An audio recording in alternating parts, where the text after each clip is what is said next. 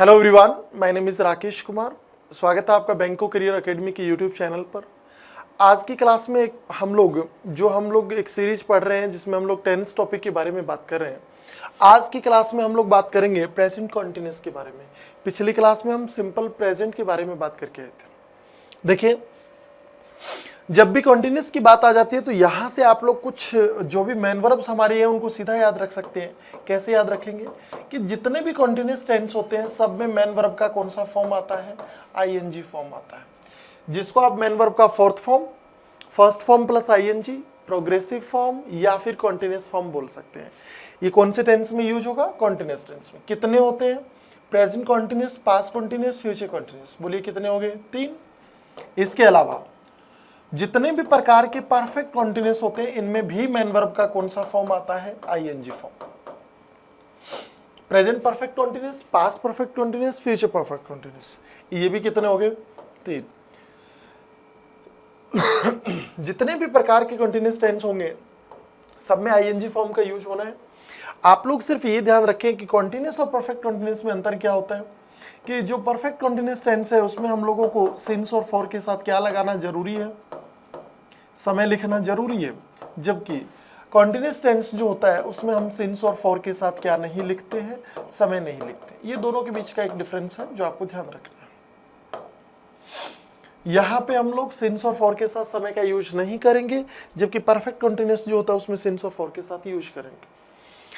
Present, past और future 3 tense के बारे में बात अगर हम लोग करते हैं, प्रत्येक टेंस के 4 सब टेंस, टोटल 12 टेंस बन जाते हैं। वैसे देखें तो 12 में से 6 टेंस ऐसे हैं जिसमें मेन वर्ब का कौन सा फॉर्म यूज होना है? आईएनजी।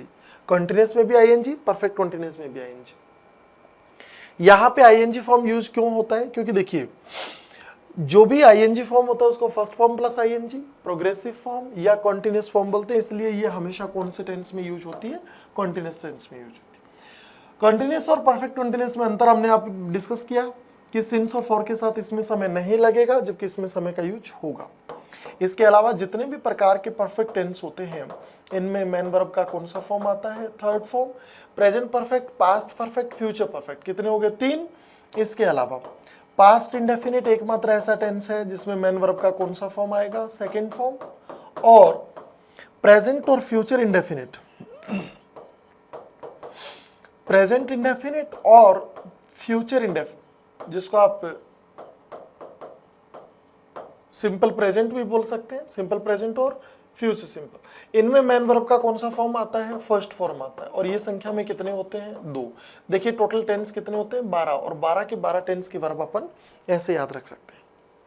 तो आज की क्लास में जैसे हमने बात किया कि प्रेजेंट कॉन्टिन्यूअस के बारे में बात करने वाले हैं, आपको और कुछ पता चला हो या ना चला हो, ये पता चल गया कि मेन वर्ब का फर्स्ट फॉर्म प्लस आईएनजी या मेन वर्ब का फोर्थ फॉर्म यूज होना। अब बात आ जाती है हेल्पिंग वर्ब की। देखिए 3 वर्ब अपने पास है। कौन कौन सी है? इज हो गया, आर हो गया और एम हो गया।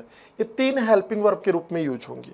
देखेंगे आप लोग जब भी वर्ब्स की बात हो जाती है, हेल्पिंग वर्ब जो है वो हमेशा सब्जेक्ट के अकॉर्डिंग यूज होगा। इसको याद रखने के लिए आप लोग एक बात ध्यान रखेंगे कि अगर आपके पास दिया गया सब्जेक्ट कैसा है? सिंगुलर, तो याद रखना वर्ब भी कैसा होना चाहिए? सिंगुलर। अगर दिया गया सब्जेक्ट कैसा है? प्लूरल है, तो याद रखना इसके साथ यूज होने वाला जो वर्ब है वो भी कैसा होगा? प्लूरल यूज होगा। ये 2 बातें आपको ध्यान रखनी है। वैसे तो आपको पता होगा, लेकिन चूंकि हम बेसिक से बात करते हैं इसलिए छोटी से बड़ी हर चीज देखते हैं। देखिएगा, अगर आपके पास सब्जेक्ट कैसा है? सिंगुलर है। कौन कौन से सब्जेक्ट सिंगुलर होते हैं ये भी अपन पता कर लेते हैं। देखिए ही हो गया, सी हो गया, इट हो गया, किसी का नेम हो गया। ये सारे के सारे सब्जेक्ट जो होते हैं वो कैसे होते हैं? सिंगुलर। प्लूरल सब्जेक्ट देखिए कौन कौन से होते हैं? यू हो गया आपके पास, वी हो गया, दे हो गया, एक से ज्यादा हो गया। ये सारे के सारे जो है वो आपके पास क्या होते हैं? प्लूरल सब्जेक्ट होते हैं। आई की अगर हम बात करते हैं तो देखिए आई सिंगुलर और प्लूरल दोनों का काम करता है। आई सिंगुलर और प्लूरल दोनों का काम करतेगा।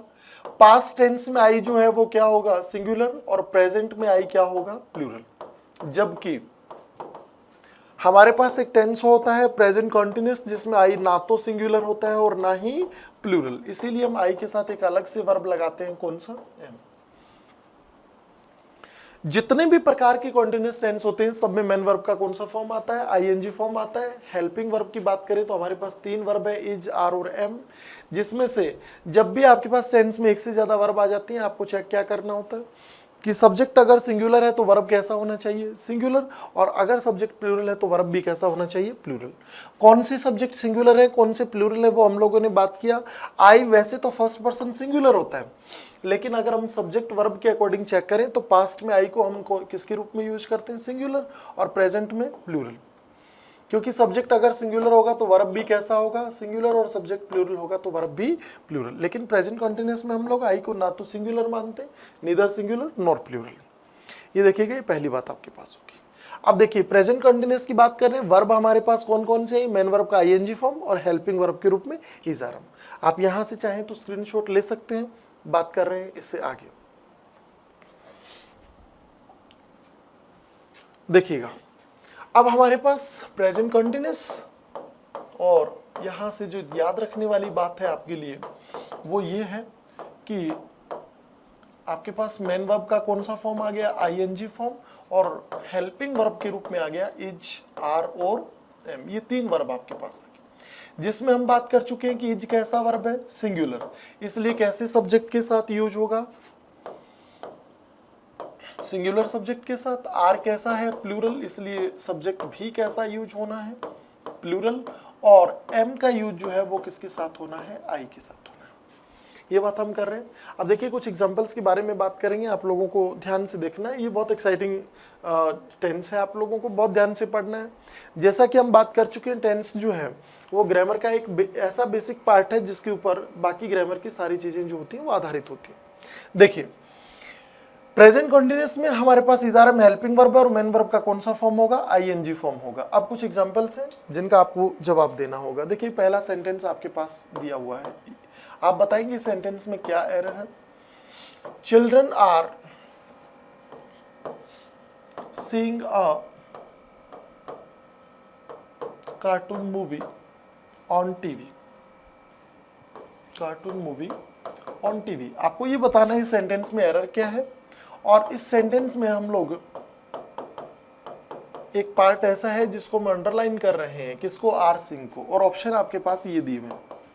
आपको बताना है वाक्य के कौन से पार्ट में एरर है। ऑप्शन ए आपके पास रहेगा SAW सो, ऑप्शन बी आपके पास रहेगा वॉचिंग, ऑप्शन सी आपके पास रहेगा वॉच, ऑप्शन डी आपके पास रहेगा हैज वॉच्ड, और इसमें से ई जो रहेगा वो आपके पास क्या रहेगा, नन ऑफ दीज कह सकते हैं या फिर नो इम्प्रूवमेंट कह सकते हैं। नो इम्प्रूवमेंट का मतलब ये हो जाएगा कि जो भी दिया हुआ सेंटेंस है वो अपने आप में सही है, और नन ऑफ दीज का मतलब ये हो जाएगा कि आपका ऑप्शन जो है वो इन पांचों चारों में से नहीं है। चलिए बताइए, children are seeing a cartoon movie on television, इस सेंटेंस में क्या एरर है। देखिएगा इस सेंटेंस की अगर हम बात करें तो आप लोगों के पास सबसे पहले तो ये चेक करना है कि चिल्ड्रन कैसा सब्जेक्ट है, प्लूरल है। जाहिर सी बात है वर्ब कैसा यूज होगा, प्लूरल। आर कैसा वर्ब है, प्लूरल। मेन वर्ब का कौन सा फॉर्म आता है, आईएनजी फॉर्म आता है, और इसमें टाइम का यूज नहीं किया गया है, मतलब ये वाक्य प्रेजेंट कंटिन्यूअस में होगा। लेकिन अब ध्यान क्या देना है कि देखिए वैसे तो हम मेन वर्ब के आईएनजी फॉर्म का यूज करते हैं, लेकिन कुछ ऐसे वर्ब हैं जिनके साथ आप आईएनजी फॉर्म का यूज नहीं कर सकते। देखिए एक बार अपन पहले उन वर्ब्स के बारे में बात करते हैं, फिर इस क्वेश्चन पे दोबारा आते हैं। एक बार देखिएगा, सबसे पहले बात कर रहे हैं अपन कि कौन कौन सी वर्ब हैं जिनके साथ आप आईएनजी का यूज नहीं करते हैं। इसके लिए अपन सबसे पहले एक हेडिंग डाल देते हैं, वर्ब्स ऑफ सेंसेस। आपने लोगों को कहते हुए सुना होगा कि ये तो कॉमन सेंस की बात है। देखिए कॉमन सेंस कितने होते हैं, कॉमन सेंस आपके पास 5 है, जैसे कि आंख, नाक, कान, जीभ और स्किन। ये 5 आपके पास कॉमन सेंस है। हम बात करते हैं इन पांचों कॉमन सेंस से जो भी वर्ब बनती हैं उन वर्ब्स के साथ आप आईएनजी नहीं लगा सकते, इसीलिए हमने ये जो हेडिंग लिखा है ये लिखा है वर्ब्स ऑफ सेंसेस। सबसे पहले बात करें तो आंख का काम क्या होता है, देखना, और सी के साथ आईएनजी लगाएंगे तो क्या बन जाएगा, सीइंग, जो कि क्या हो जाता है, गलत हो जाता है। हमारे लिए सवाल ये कि सेंटेंस को सही कैसे करेंगे, तो जवाब आपके पास क्या हो जाता है कि या तो आप क्या लगा सकते हैं, लुकिंग लगा सकते हैं, और या फिर क्या लगा सकते हैं, वॉचिंग लगा सकते हैं। लुक के साथ आईएनजी लगा सकते हैं, वॉच के साथ आईएनजी लगा सकते हैं, लेकिन सी वर्ब के साथ आईएनजी का यूज नहीं होता। आपके लिए सवाल ये होना चाहिए कि हम लोग इन वर्ब्स के साथ आईएनजी क्यों लगा सकते हैं, इसके साथ क्यों नहीं लगाते, जबकि ये सारी की सारी वर्ब जो है वो उनको करने का काम कौन कर सकता है, आंख करता है। देखने का काम कौन करता है, आंख। अब देखिए, इसको समझने के लिए अपन एक छोटा सा सेंटेंस, छोटा सा वर्ड और देख ले। हियर के साथ आईएनजी लगाएंगे तो क्या बन जाएगा, हियरिंग। कान का काम क्या होता है, सुनना। हियर के साथ भी हम आईएनजी नहीं लगा सकते हैं, लेकिन हम किसके साथ आईएनजी लगा सकते हैं, लिसन वर्ड के साथ आईएनजी लगाकर उसको लिसनिंग बना सकते हैं। हमारे लिए सवाल क्या है कि हम लुकिंग, वॉचिंग और लिसनिंग के साथ आईएनजी क्यों लगा रहे हैं, जबकि सीइंग और हियरिंग के साथ क्यों नहीं लगा रहे। देखिए, सवाल के जवाब को देने के लिए पहले मैं आपको कुछ बेसिक सी बातें बताने वाला हूं जिस पे आप भरोसा नहीं करेंगे। देखिए, भरोसा नहीं करने का क्या मतलब है वो समझते हैं। आपके पास कुछ वर्ड होते हैं जिनको आप लोग इंग्लिश में क्या बोलते हैं, सिनोनिम्स बोलते हैं। क्या बोलते हैं, सिनोनिम्स। और एक पार्ट और होता है जिसको आप इंग्लिश में क्या बोलते हैं, एंटोनिम्स बोलते हैं। एक्चुअली ये जो सिनोनिम्स और एंटोनिम्स जैसा पार्ट आप लोग पढ़ते हैं या हम लोग देखते हैं, ऐसा कुछ होता ही नहीं है। सिनोनिम्स और एंटोनिम्स होता नहीं है, जबकि हम लोगों ने तो बुक्स और इवन डिक्शनरीज में सिनोनिम्स और एंटोनिम्स वर्ड देखा है। देखिए कैसे नहीं होता और कैसे होता है वो समझ लीजिएगा। सिनोनिम्स का हिंदी मतलब होता है समानार्थी शब्द, एंटोनिम्स का मतलब होता है विलोमार्थी शब्द। देखिए, इस वर्ड को आप ध्यान से देखेंगे तो इसका मतलब होता है समान अर्थ वाला शब्द। समान अर्थ का मतलब ये हो गया कि एक वर्ड को छोड़ दीजिए, हटा दीजिए, दूसरा लगा दीजिए, सेंटेंस पे कोई फर्क नहीं पड़ेगा। फॉर एग्जाम्पल, इसको समझने के लिए मैं आपको 3 वर्ब बताता हूं। सी, लुक और वॉच, तीनों का हिंदी मतलब क्या होता है, देखना होता है। तीनों के तीनों वर्ब है आपके पास, तीनों का हिंदी मतलब क्या हो जाता है, देखना हो जाता है। अगर आप देखेंगे तो ये जो 3 वर्ब है ये एक दूसरे की क्या हो सकती हैं, सिनोनिम्स हो सकते हैं। अब देखिएगा, हम बात करते हैं इन तीनों के बीच में डिफरेंस क्या है। इसके लिए आपको जवाब देना है। आप लोग मुझे भी देख रहे हो, बताइए मुझे देखने के लिए क्या वर्ब यूज करेंगे, सी यूज करेंगे, लुक यूज करेंगे या वॉच यूज करेंगे। बेहतर समझ में आए इसलिए मैंने आपको एग्जांपल बता रहा हूं। देखिए, अगर आप ये देख रहे हो कि सामने एक बंदा खड़ा है और उससे कोई मतलब नहीं है, तो आप मुझे क्या कर रहे हैं, सी कर रहे हो। अगर आप ये देख रहे हैं कि मैं कैसा दिख रहा हूं या कैसा लग रहा हूं, तो फिर आप मुझे क्या कर रहे हैं, लुक। और अगर आप मुझे सुन रहे हैं, समझ रहे हैं, तो आप मुझे क्या कर रहे हैं, वॉच कर रहे हैं। इसका मतलब ये 3 वर्ब जो देखने में एक जैसी हैं, एक्चुअली तीनों का यूज क्या है, अलग अलग है। अगर आप लोग ये देखें, सिनोनिम्स का मतलब तो ये होता है कि जहां पे आप सी है वहां पर आप लुक लगा दीजिए या वॉच लगा दीजिए, सेंटेंस पे कोई फर्क नहीं पड़ेगा। इसीलिए वॉच का मतलब होता है ध्यान से देखना। आंख जो होता है उसका कॉमन यूज जो होता है वो कौन सा होता है, सी होता है। जबकि लुक जो होता है वो एक पर्टिकुलर और एक स्पेसिफिक यूज होता है। इसलिए लुक और वॉच के साथ हम आईएनजी लगा सकते हैं, लेकिन सी के साथ आईएनजी नहीं लगाते। बिल्कुल वैसे ही कान जो होता है उसका कॉमन यूज क्या होता है, सुनना, मतलब हियरिंग। और लिसन का मतलब होता है ध्यान से सुनना। That's why we are not supposed to use carefully with listening। इसीलिए हम लोग listen वर्ड के साथ carefully का यूज करने की जरूरत नहीं होती है। क्यों? क्योंकि listen का मतलब भी क्या होता है, ध्यान से सुनना होता है। तो अगर सिनोनिम्स होते तो ये होना चाहिए था कि आप सी, लुक और वॉच तीनों वर्ड्स का यूज क्या होना चाहिए था, एक जैसा। तो और दूसरी बात, अगर ये वर्ड होते तो आपके एग्जाम में भी आपको क्या देखने को मिलना चाहिए था, सिनोनिम्स और एंटोनिम्स देखने को मिलना चाहिए था। लेकिन आपके एग्जाम में आपको क्या देखने को मिलता है, मोस्ट सिमिलर वर्ड या most opposite word. Most similar या फिर मोस्ट अपोजिट वर्ड्स के बारे में बात करते हैं। इसका मतलब कोई भी शब्द जो है वो मिलता जुलता शब्द हो सकता है, लेकिन क्या नहीं हो सकता, सिनोनिम्स। सिनोनिम्स का मतलब होता है समानार्थी शब्द। एक वर्ड हटा दीजिए, दूसरा लगा दीजिए, सेंटेंस पे कोई फर्क नहीं पड़ेगा। That is called synonyms. So going forward आप लोग इस बात को ध्यान रखेंगे कि सिनोनिम्स की बजाय अगर हम इन वर्ड्स को मोस्ट सिमिलर या मोस्ट अपोजिट वर्ड अगर बोलते हैं तो ये ज्यादा अप्रोप्रिएट रहेगा। देखिए, यहां तक समझ में आया आप लोगों को। चलिए, अब हमारे पास कुछ और वर्ब भी है। देखिए, वर्ब्स ऑफ सेंसेस में अभी तक हमने सिर्फ 2 वर्ब्स के बारे में बात की है, कुछ एग्जांपल्स जिसके बारे में हम पहले बात कर रहे थे। अब हम बात करते हैं और कौन सी वर्ब हैं जिनके साथ आप आईएनजी का यूज नहीं करते। देखिए, उसको हम एक हेडिंग, एक नाम दे देते हैं, फिक्स्ड मेंटल एक्सप्रेसियस वर्ब्स। देखिएगा, फिक्स्ड मेंटल एक्सप्रेसियस वर्ब्स के बारे में बात करते हैं। देखिए, फिक्स्ड मेंटल एक्सप्रेसियस वर्ब्स क्या होती है। कुछ ऐसी वर्ब होती हैं जो निश्चित मानसिक स्थिति दर्शाती हैं। कौन कौन सी वर्ब है उनके बारे में बात करते हैं, थोड़ा ध्यान से देखना पड़ेगा। आपके पास वर्ब होती है love, like, hate, want, want हो गया, रिगार्ड हो गया, रिस्पेक्ट हो गया, रिमेंबर हो गया और रिजेंबल हो गया,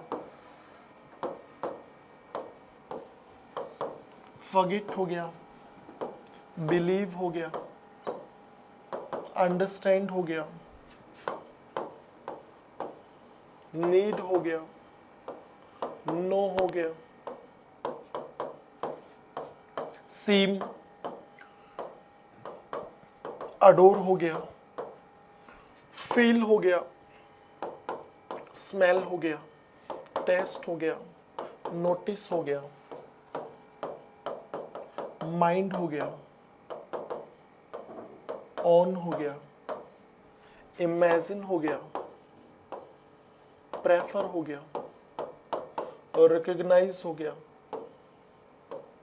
देखिए ये वो वर्ब हैं जिनके साथ हम किसका प्रयोग नहीं कर सकते, आईएनजी का यूज नहीं करते।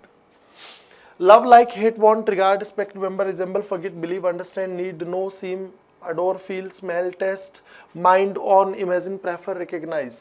देखिए जिसमें से फील, स्मेल, टेस्ट और जो बची हुई 3 वर्ब्स ऑफ सेंसेस थी उनको हमने यहाँ पे लिखा है। अब इन वर्ब्स के साथ आप आईएनजी नहीं लगा सकते। हमारे लिए सवाल ये नहीं है कि इनके साथ हम आईएनजी नहीं लगा सकते, सवाल ये कि अगर किसी भी सेंटेंस के अंदर इन वर्ब्स के साथ आईएनजी का यूज किया गया है तो ऐसे सेंटेंस को सही कैसे करेंगे। What would be the right way to make these sentences correct? In sentences को करेक्ट करने का तरीका क्या होगा, उसके लिए एक बात ध्यान रखेंगे। सबसे पहले तो देखिए हमारा बेसिक काम आएगा यहाँ पे, हमने बात की थी कि दिया गया सेंटेंस कंटिन्यूस होता है तभी हम वर्ब्स का आईएनजी लगाते हैं, या फिर आपके पास परफेक्ट कंटिन्यूस होता है तब हम लोग आईएनजी लगाते हैं। अगर दिया गया वाक्य कॉन्टिन्यूस टेंस है और इन वर्ब्स के साथ अगर आईएनजी का यूज हो रहा है तो याद रखना ऐसे केस में हम कॉन्टिन्यूस वाले सेंटेंस को चेंज करके किस में लिख देते हैं, इंडेफिनिट में लिख देते हैं। कॉन्टिन्यूस वाले टेंस को चेंज करके किस में लिख देते हैं, इंडेफिनिट में, क्योंकि इंडेफिनिट में हम वर्ब्स के साथ आईएनजी फॉर्म का यूज करने की जरूरत नहीं होती। ये कब की बात है, जब इन वर्ब्स के साथ आपको क्या दिखाई देता हो, आईएनजी फॉर्म ही दिखाई देता। अगर दिया गया वाक्य कौन से टेंस में हो, परफेक्ट कंटीन्यूअस में हो, तो आप चेंज करके इसको किस में लिख देना, उसी टेंस के परफेक्ट में चेंज कर देना। ये कब की बात है, जब इन वर्ब्स के साथ आईएनजी लग जाए। अभी देखिए अगला पार्ट आपके लिए बहुत इंपॉर्टेंट है, बहुत ध्यान से देखना इन वर्ब्स को। ये वो वर्ब हैं जिनके साथ हम आईएनजी का यूज वर्ब के रूप में नहीं करते।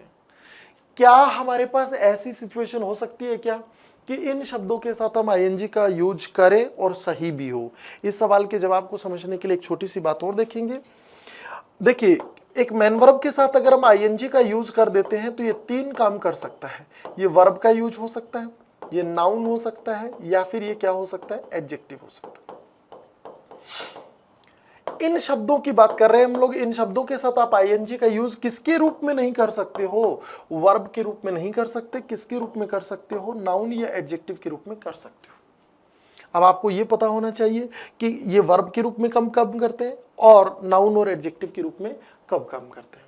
इस बात को समझने के लिए फिर से आपको एक छोटी सी बात और ध्यान में रखनी होगी कि इज, आर और एम जो है वो हेल्पिंग वर्ब है या मेन वर्ब है, ये आपको पहले समझना होगा। देखिए इज, आर और एम की बात कर रहे हैं, इसमें से was, were, has, have, had, ये सारी वर्ब आ जाएंगी। मैं आपसे एग्जांपल के तौर पे ये 5 वर्ब से बात करूं अगर, जिनको आप बी वर्ब्स बोलते हैं, बताइए हेल्पिंग वर्ब है या मेन वर्ब है। तो देखिए दोनों प्रकार की वर्ब होती है, ये हेल्पिंग वर्ब भी होती हैं और मेन वर्ब भी। कोई भी वर्ब जब भी हेल्पिंग वर्ब होगी तो वो कहती है कि मेरे बाद क्या आना जरूरी है, मेन वर्ब, क्योंकि इसका नाम सहायक क्रिया है। किसकी सहायक क्रिया है ये, मेन वर्ब की। तो कोई भी वर्ब अगर हेल्पिंग वर्ब होगी तो उसके बाद क्या आना जरूरी है, मेन वर्ब आना जरूरी है। Is, are, am, was, were, has, have, had, ये सारी की सारी वर्ब जो होती है वो हेल्पिंग वर्ब और मेन वर्ब दोनों होती है। जैसे कि अगर मैं आप लोगों को एक सेंटेंस बोलता हूँ, आई एम टीचिंग इंग्लिश, जैसा कि हम शुरुआत में भी बात करके आए थे, आई एम टीचिंग इंग्लिश, अगर ये सेंटेंस की बात करें तो देखिए टीचिंग मेन वर्ब है, तो फिर एम बताइए क्या हो जाएगा, हेल्पिंग वर्ब। और अगर मैं एक सेंटेंस बोल दूं आई एम अ टीचर, तो आपने क्या देखा, दूसरे वाले सेंटेंस में एम के बाद में वर्ब नहीं दे रखा। टीचर नाउन है आपके पास में, ए आर्टिकल है। अगर मैं बात करूं कि एम जो है उसके बाद में अगर मेन वर्ब नहीं दे रखा है तो ये एम हेल्पिंग वर्ब का काम नहीं करेगा। बोलो किसका काम करेगा? मेन वर्ब का काम करेगा। तो आपको क्या पता चला कि वर्ब्स जो है ये हेल्पिंग वर्ब और मेन वर्ब दोनों का यूज हो सकता है। इन वर्ब्स के साथ आईएनजी का यूज नहीं होता है। अगर ये वर्ब का काम करेंगी तो जाहिर सी बात है कोई भी वर्ब मेन वर्ब कब होती है? जब उससे पहले क्या आ जाए? Helping verb. तो क्या मैं ऐसा कह सकता हूं क्या कि इन वर्ब्स के साथ अगर आईएनजी का यूज किया जा रहा है और अगर ये किसका काम कर रही है? मेन वर्ब का, तो जाहिर सी बात है इससे पहले क्या आना जरूरी है? हेल्पिंग वर्ब आना जरूरी है। अगर हेल्पिंग वर्ब नहीं आ रहा है तो आप इसको क्या कंसीडर नहीं करेंगे? मेन वर्ब के रूप में कंसीडर नहीं करेंगे। अब एक बार के लिए अपन पहले सेंटेंस में चलते हैं, फिर अपन उससे आगे फिर से बात करेंगे। देखिएगा हमारा एग्जाम्पल कौन से वाला था? ये वाला सेंटेंस था। आपने क्या देखा कि देखो आर हेल्पिंग वर्ब है, इसका पता हमें किससे चला कि इसके बाद में ये मेन वर्ब दे रखा है। अब यहां पे सीइंग मेन वर्ब के रूप में यूज हो रहा है, इसका मतलब गलत है। हम इस सेंटेंस को सही करने के दो तरीके हैं। क्या तरीका है? पहला तो सीइंग को हम वॉचिंग में चेंज कर दें, और दूसरा तरीका आपके पास है कि प्रेजेंट कॉन्टिन्यूअस का सेंटेंस है तो आप इसको प्रेजेंट इंडेफिनिट में चेंज कर दें। देखिए अगर मैं इसको वॉचिंग में चेंज करूं तो मुझे ये जो पूरा वर्ड अंडरलाइन कर रखा है ना आर सीइंग, उसके स्थान पे आर वॉचिंग ऑप्शन में मिलना चाहिए, जबकि यहां पे तो सिर्फ क्या मिल रहा है? वॉचिंग। अकेला वॉचिंग नहीं, मुझे आर वॉचिंग चाहिए था, इसलिए मेरा ये जवाब नहीं हो सकता। दूसरा तरीका क्या है? अगर दिया गया वाक्य कंटिन्यूअस का है तो आप इसको चेंज करके किस में लिख सकते हो? प्रेजेंट इंडेफिनिट में। और प्रेजेंट इंडेफिनिट में मेन वर्ब का कौन सा फॉर्म यूज होता है? First form. कब? जब दिया गया सब्जेक्ट कैसा हो? प्लूरल। चाइल्ड सिंगुलर होता है, चिल्ड्रन प्लूरल होता है। तो आपका सही जवाब बताइए क्या हो जाएगा? वॉच हो जाएगा। वॉच आपका सही जवाब हो जाएगा। बोलिए समझ में आया? अगर आर वॉचिंग और वॉच दोनों होता तो हम किसको कंसीडर करते? आर वॉचिंग को करते। लेकिन इसमें सिर्फ वॉचिंग था, आर वॉचिंग नहीं था, इसलिए हमने वॉच को सही माना है। ऐसा क्यों? ऐसा इसलिए क्योंकि सी जो वर्ब है उसके साथ हम किसका प्रयोग नहीं कर सकते हैं? आईएनजी का यूज नहीं करते हैं। इसके अलावा भी कुछ वर्ब्स हैं जिनके साथ आप आईएनजी का यूज नहीं करते हैं। लेकिन ध्यान रखें ऐसे सेंटेंस को सही करने का तरीका क्या है कि अगर दिया गया वाक्य कंटिन्यूअस का है तो किसमें चेंज कर देना? इंडेफिनिट में। परफेक्ट कंटिन्यूअस है तो किसमें चेंज कर देना? परफेक्ट में। दूसरी बात, इन वर्ब्स के साथ आईएनजी का यूज सिर्फ वर्ब के रूप में नहीं हो सकता, नाउन या एडजेक्टिव का काम कर रहा है अगर आईएनजी फॉर्म, तो आप इसका यूज कर सकते हैं। जैसे कि आगे के एग्जांपल्स में अपन बात करते हैं। आगे देखते हैं। देखिएगा नेक्स्ट एग्जांपल अपने पास में। नेक्स्ट सेंटेंस हम लोग यहां से बना रहे हैं, the hearing of this case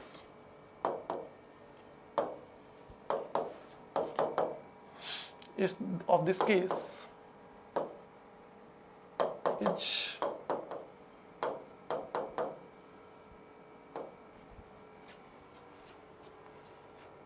taking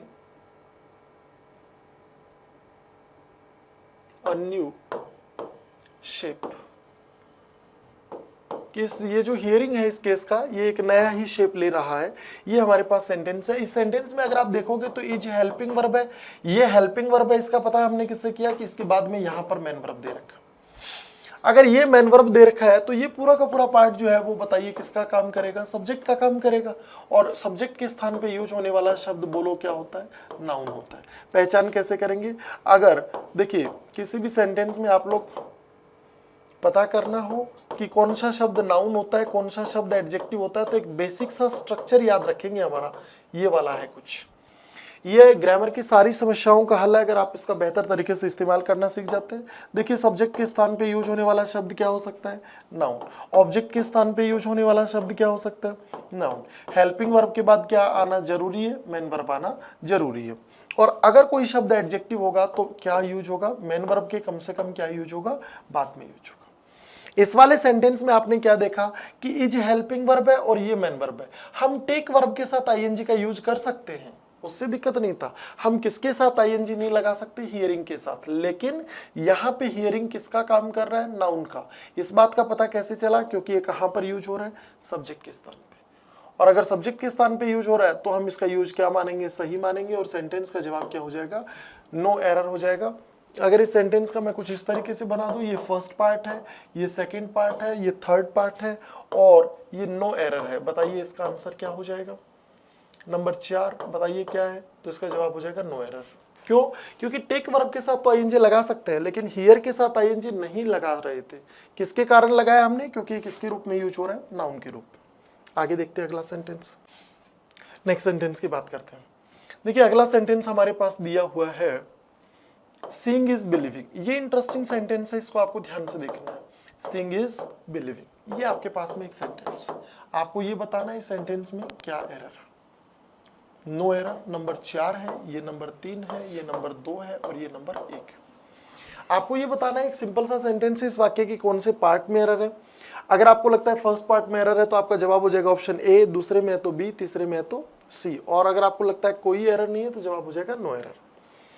देखिए सीइंग तो कम से कम गलत नहीं है, वैसे तो हम सी वर्ब के साथ आईएनजी नहीं लगा सकते, लेकिन ये कम से कम वर्ब है, और वर्ब से पहले वाला पार्ट जो होता है वो आपका क्या होता है? सब्जेक्ट होता है, और सब्जेक्ट के स्थान पे यूज होने वाला शब्द क्या होता है? नाउन। इसका मतलब सीइंग तो कम से कम गलत नहीं है। अब देखिए इस सेंटेंस को बताने के दो तरीके हैं मेरे पास। पहला तरीका क्या है कि मैं आपको ये कह दूं कि ये वाला एक एक्सेप्शन मतलब अपवाद है जिसको आप याद रख लेंगे, लेकिन हम ग्रामर की इन चीज़ों पे भरोसा नहीं करते हैं। हमारे लिए ज़रूरी क्या है कि ये जो ग्रामर में रूल्स बनाए जाते हैं ये कैसे बनाए जाते हैं, हम इसके बारे में बात करते हैं। तो देखिए एक्चुअली ये सीइंग इज बिलीविंग को सही क्यों माना जाता है, इसका कारण समझिए। क्योंकि इज जो है वो एक्चुअली यहाँ पे किसका काम करता है? हेल्पिंग वर्ब का काम ना करके किसका काम करता है? मेन वर्ब का। और अगर ये मेन वर्ब है तो फिर ये वाला शब्द किसका काम करता है? एडजेक्टिव। इसलिए हम सीइंग इज बिलीविंग जो सेंटेंस है उसको सही मानते हैं, ये एक इडियोमैटिक एक्सप्रेशन है, और आपका जवाब क्या हो जाएगा? नो एरर हो जाएगा। सीइंग इज बिलीविंग को सही मानने के पीछे का कारण समझ में आया आपको? अब अगर हम एक एग्जांपल और देखें, जैसे कि हमने एक सेंटेंस बनाया, your loving son is trying to make people happy. ये हमने एक सिंपल सा सेंटेंस और बनाया आपको समझाने के लिए। आपको बताना है कि सेंटेंस के कौन से पार्ट में एरर है। अगर आप देखें तो ये हमने नो एरर बना दिया, नंबर 5 बना दिया, ये नंबर 4 बना दिया, ये आपके पास नंबर 3 है, ये नंबर 2 है और ये नंबर 1। सेंटेंस के कौन से पार्ट में एरर है? आप लोग चेक कीजिए इसमें वर्ब कौन सा है। तो आपने क्या देखा? इज वर्ब है, ये हेल्पिंग वर्ब भी हो सकता है, मेन वर्ब भी। आपने जाकर आगे चेक किया जाए, ट्राइंग मेन वर्ब है, तो ये बताओ क्या हो जाएगा? Helping verb. आप इसको सही, वैसे लव वर्ब के साथ आईएनजी का यूज नहीं करते हम, लेकिन लविंग शब्द जो है उसके साथ हम आईएनजी का यूज कर रहे हैं, क्योंकि ये नाउन से पहले यूज हो रहा है, और नाउन से पहले नाउन की विशेषता बताने वाला शब्द बोलो क्या होता है? एडजेक्टिव। इसलिए हम लोग इस सेंटेंस को भी क्या मानेंगे? सही मानेंगे, और इसका जवाब क्या हो जाएगा? नो एरर हो जाएगा। आप चाहें तो इस बात को ऐसे भी समझ सकते हैं कि हमें आईएनजी इस वर्ब से मतलब था कि इस वर्ब के साथ आईएनजी नहीं लगेगा, क्योंकि ये शब्द किसका काम कर रहा है? मेन वर्ब का। जबकि ये वाला पार्ट जो वर्ब से पहले वाला पार्ट है वो तो क्या है? सब्जेक्ट है। और सब्जेक्ट के स्थान पे, अगर सब्जेक्ट के स्थान पर यूज होने वाला शब्द क्या होता है? नाउन। और नाउन से पहले अगर नाउन की विशेषता बताने वाला या मॉडिफाई करने वाला कोई वर्ड है तो ये शब्द क्या हो जाएगा आपके पास? एडजेक्टिव हो जाएगा। यहाँ पे लविंग वर्ड का सही होने का कारण क्या है वो आपको समझ में। एक और अक्सर एक बहुत सारे ब्रांड्स होते हैं जिनकी कुछ टैगलाइंस होती हैं, जैसे जिनमें से एक होगा, आप लोगों ने सुना होगा, I am loving it, I am loving it. ऐसा आप लोगों ने एक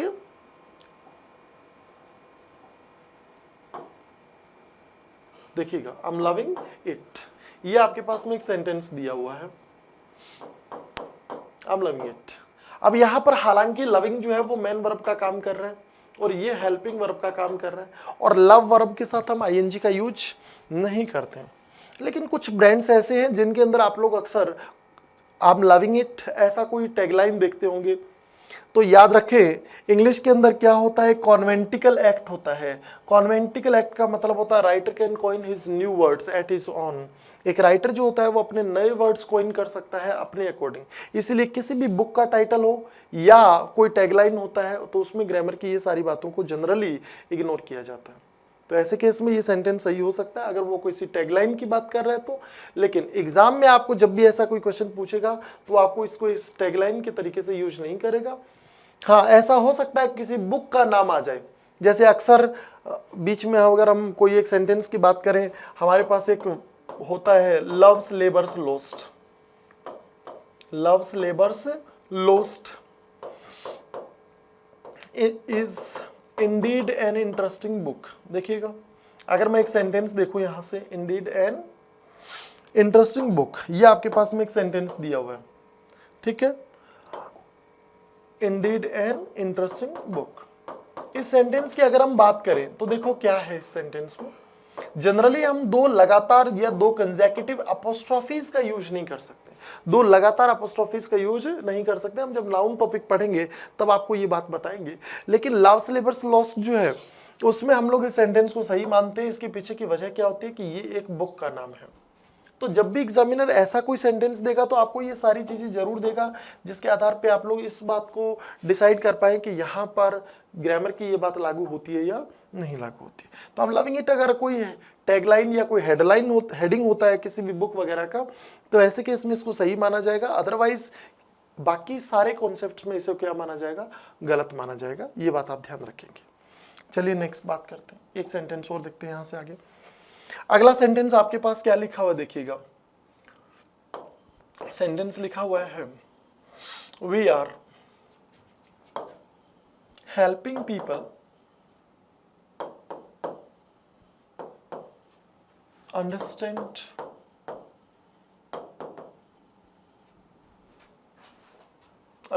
देयर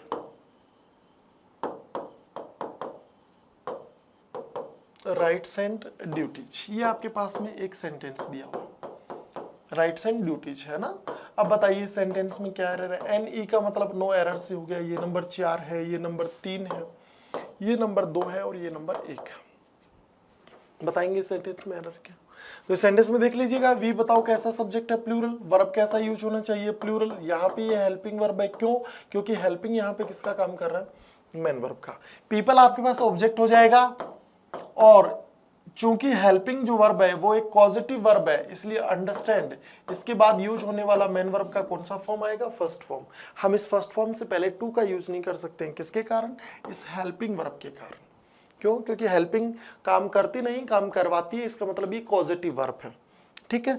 लेकिन हमें क्या चेक करना था कि क्या हम हेल्प वर्ब के साथ आईएनजी का यूज कर सकते हैं क्या, बिल्कुल कर सकते हैं, कोई दिक्कत नहीं है। आपका सेंटेंस क्या हो जाएगा, सही हो जाएगा। इसका जवाब भी क्या है, नो एरर। एक सेंटेंस और देख लेते हैं। अगला सेंटेंस आपके पास क्या लिखा हुआ है, I am teaching English, I am teaching English for 9 years, for 9 years। ये आपके पास में एक सेंटेंस दिया हुआ है। आपको ये बताना है इस सेंटेंस के कौन से पार्ट में एरर है। एनी का मतलब नो एरर हो गया है। ये नंबर 4 है आपके पास, ये नंबर 3 है, ये नंबर 2 है और ये नंबर 1 है। आपको बताना है इस सेंटेंस में एरर क्या है। वैसे तो टीच वर्ब के साथ आईएनजी का यूज कर सकते हैं, कोई दिक्कत नहीं है। लेकिन आप लोगों को पता है कि अगर किसी भी सेंटेंस में फॉर और सिंस के साथ में समय दिया गया है तो सेंटेंस क्या होना जरूरी हो जाता है, परफेक्ट कंटीन्यूअस होना जरूरी हो जाता है। जबकि ये सेंटेंस किस में लिखा हुआ है, कंटीन्यूअस में।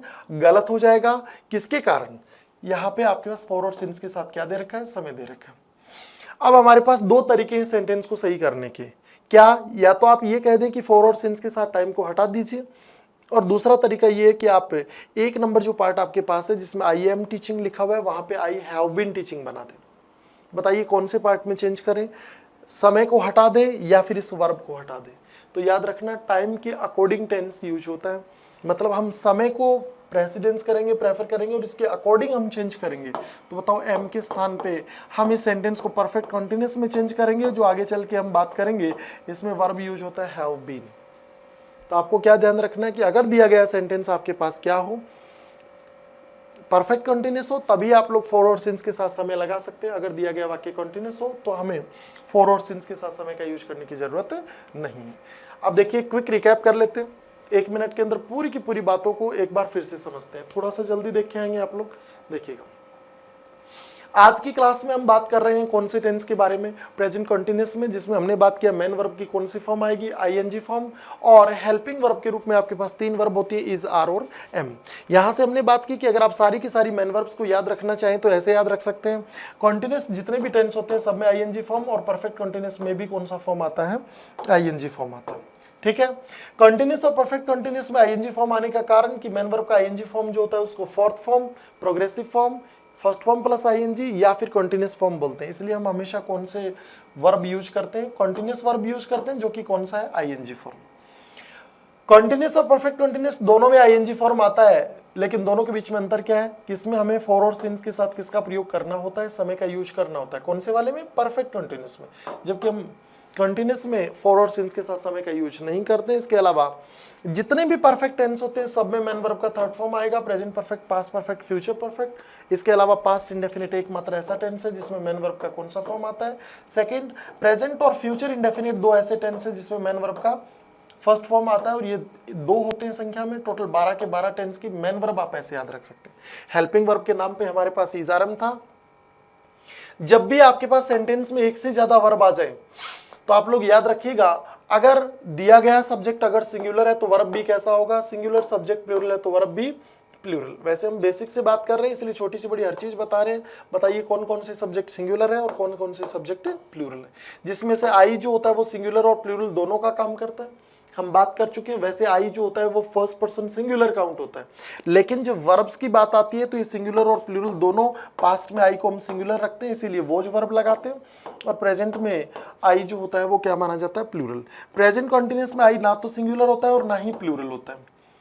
ठीक है, हमारे पास इस सारे सवालों का जवाब देने का एक सिंपल तरीका ये था कि आपको ये बता देते कि इज कैसा वर्ब है, सिंगुलर, तो जाहिर सी बात है सब्जेक्ट भी कैसा होगा, सिंगुलर। आर बताइए कैसा है, प्लूरल, तो वर्ब सब्जेक्ट बताइए कैसा होगा, प्लूरल। और एम का प्रयोग हम किसके साथ करते हैं, आई के साथ। आप यहां से भी याद रख सकते थे। कभी भी वर्ब को लेकर कंफ्यूज हो जाए कि कौन सा सिंगुलर है कौन सा प्लूरल है, तो याद रखना जिस वर्ब के लास्ट में क्या लगा हो, जिस वर्ब के लास्ट में क्या लगा हो, एस लगा हो, समझ जाओ वर्ब कैसा है, सिंगुलर। और जिस वर्ब के लास्ट में कोई वोवल लगा हो, समझ जाओ क्या है, प्लूरल है। जैसे कि अगर मैं आपसे एक सवाल पूछूं, बताइए इज और आर में से कौन सा सिंगुलर है, इज। बताइए वोज और वर्ब में से, तो वोज। डू डज में से, डज। हैज और हैव में से, हैज। जिस वर्ब के लास्ट में एस लगा हो, समझ जाओ सिंगुलर है। जिस लास्ट के वर्ब के लास्ट में कोई वोवल लगा हो, समझ जाओ प्लूरल है। अगर वर्ब सिंगुलर है तो आपका सब्जेक्ट भी कैसा होगा, सिंगुलर। वर्ब अगर प्लूरल है तो आपका सब्जेक्ट भी कैसा होगा, प्लूरल। ये हमने बात की। इसके अलावा आगे हमने बात क्या की, देखिएगा कि 3 वर्ब अपने पास है। इजारम मैन वर्ब का आईएनजी फॉर्म यूज होगा। एक एग्जांपल हम लोगों ने यहाँ पर बात किया, लेकिन इस एग्जांपल से पहले आप एक छोटी सी बात देखेंगे कि वैसे तो हम मैन वर्ब के आईएनजी फॉर्म का यूज करते हैं जितने भी प्रकार के कंटीन्यूअस टेंस होते हैं, लेकिन कुछ वर्ब ऐसी होती हैं जिनके साथ आप आईएनजी का यूज नहीं करते हैं, जिसमें से नंबर 1 हमने बात किया verbs of senses. Verbs of senses का मतलब होता है कॉमन सेंस। आप लोगों ने देखा होगा लोगों को अक्सर कहते हुए कि तो कॉमन सेंस की बात है, सी वर्ब जो है, आंख, नाक, कान, जीभ और स्किन, ये 5 कॉमन सेंस होते हैं। आंख का काम देखना होता है, सी के साथ आईएनजी नहीं लगाते, लेकिन किसके साथ आईएनजी लगा सकते हैं, लुक और वॉच के साथ। कान का काम सुनना होता है, हियर वर्ब के साथ हम आईएनजी नहीं लगा सकते, लेकिन लिसन के साथ आईएनजी लगा सकते हैं। सवाल है इनके बीच में डिफरेंस क्या होता है।